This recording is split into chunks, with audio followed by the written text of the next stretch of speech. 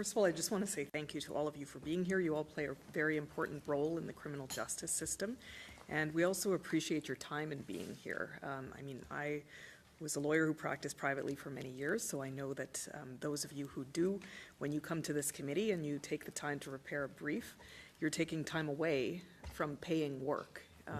So basically to help Canadians and to help us understand this bill better and how it might be improved. So that's much appreciated. Mr. Spratt, in your brief you submitted to this committee about reverse disclosure, I thought you expressed it very well when you stated, quote, "Cross-examination has long been held to be the crucible of truth our courts rely upon to deliver fair and just verdicts. In short, section 278.92 sub 1 will serve to undermine justice." And then you went on to say, "This positive disclosure obligation is unprecedented in Canadian law. It is overbroad in relation to both its scope and application. It violates the right to silence and the right to full answer in defense. Additionally, this unprecedented reverse disclosure will result in protracted constitutional litigation, adjournments of trials, and will only serve to exacerbate the delay problems that have plagued our criminal and civil courts," quote. So I'm just wondering if you could please tell us a bit more about why you believe this reverse disclosure provision would be found to be unconstitutional in your view, and also why specifically you think that this particular provision would serve to worsen Canada's court delay crisis. I'll start with the delay issue because I think that that's going to be the impact that's felt first.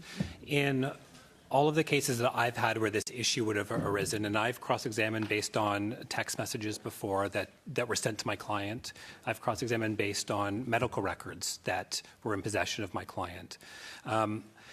The relevance of that material only became apparent after the complainant gave evidence in chief. The contradiction only arose.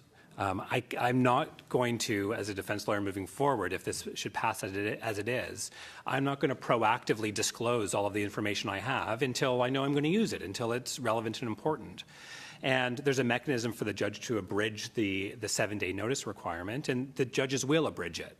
But when these applications crystallize in the middle of a trial, it means that that day is taken off.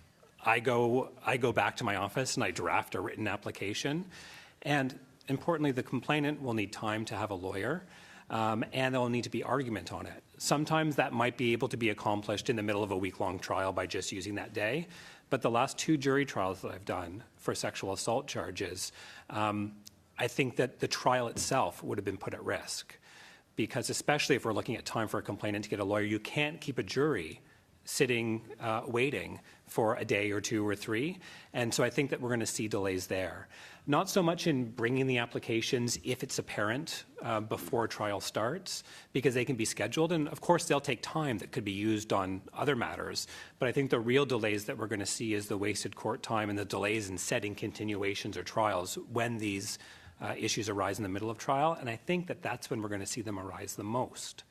That's bad for the criminal system. It's also bad for the civil system, which no one ever talks about, because civil trials are being kicked down the road years and years and years to accommodate criminal trials so we don't have charges stayed.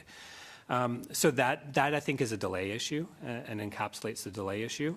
With respect to the constitutional infirmity, it flows from this what really is an unprecedented disclosure. We know that that the defense is entitled to take a purely adversarial role in the process, and we know that the presumption of innocence and right to silence and fair trial is intimately linked to those constitutional values that I spoke about, and perhaps the robust Crown disclosure to defense, which is mandated under the Charter and Stinchcombe, has been a good thing for our system, but never has there been a finding that the defense needs to actively participate in sort of a reverse disclosure like that.